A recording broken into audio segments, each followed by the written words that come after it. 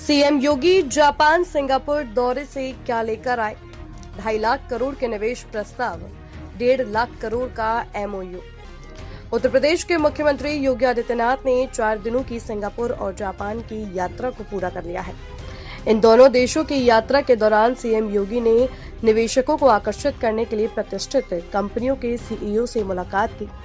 CM योगी ने दौरे के खत्म होने के बाद कहा कि जापान में हमने विभिन्न कंपनियों के साथ 90,000 करोड़ रुपए के एमओयू साइन किए हैं। वहीं सिंगापुर में 60,000 करोड़ के एमओयू साइन किए गए हैं। सीएम योगी के दोनों देशों के 4 दिवसीय दौरे में 2.5 लाख करोड़ रुपए के निवेश प्रस्ताव मिले। साथ ही उत्तर प्रदेश ने जापान के यामानाशी प्रांत के साथ ग्रीन हाइड्रोजन तकनीक को लेकर करार किया है। इससे भारतीय छात्रों को जापान में उच्च स्तरीय प्रशिक्षण मिलेगा। उत्तर प्रदेश और यामानाशी प्रांत के बीच समझौते के तहत भारतीय छात्र जापान की ग्रीन हाइड्रोजन तकनीक को सीख कर सकेंगे। वे अपनी इस ज्ञान का उपयोग टेक्निकल इंडस्ट्री, पब्लिक ट्रांसपोर्ट और ऊर्जा क्षेत्र में लागू कर पाएंगे। सीएम योगी ने यामानाशी में यूपी इन्वेस्टमेंट रोड शो में प्रदेश की नई विकास नीति, निवेश संभावनाओं को वैश्विक उद्योग जगत के सामने प्रमुखता से रखा। उन्होंने कहा कि यूपी ने शासन की कार्यशैली को रिएक्टिव में बदलकर प्रोएक्टिव बनाया है। यही परिवर्तन प्रदेश की तेज आर्थिक प्रगति का आधार बना। उत्तर प्रदेश के छात्र जापान में प्रशिक्षण हासिल करेंगे। यूपी सरकार ने बजट में रोबोटिक्स के लिए सेंटर ऑफ एक्सीलेंस की व्यवस्था की है।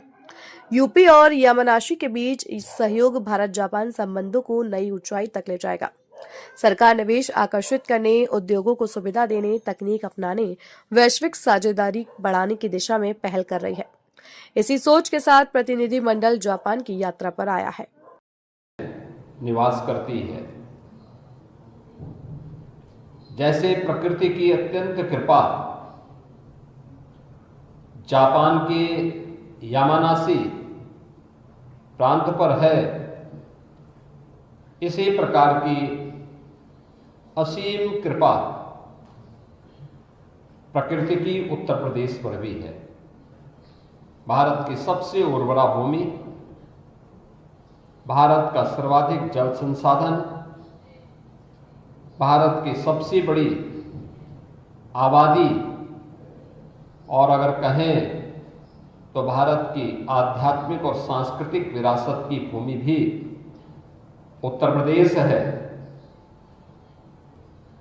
का लाभ उत्तर प्रदेश को प्राप्त होता है। आज भारत के यशस्वी प्रधानमंत्री श्री नरेंद्र मोदी जी के मार्गदर्शन में उत्तर प्रदेश विकास की एक नई ऊंचाइयों को प्राप्त कर रहा है।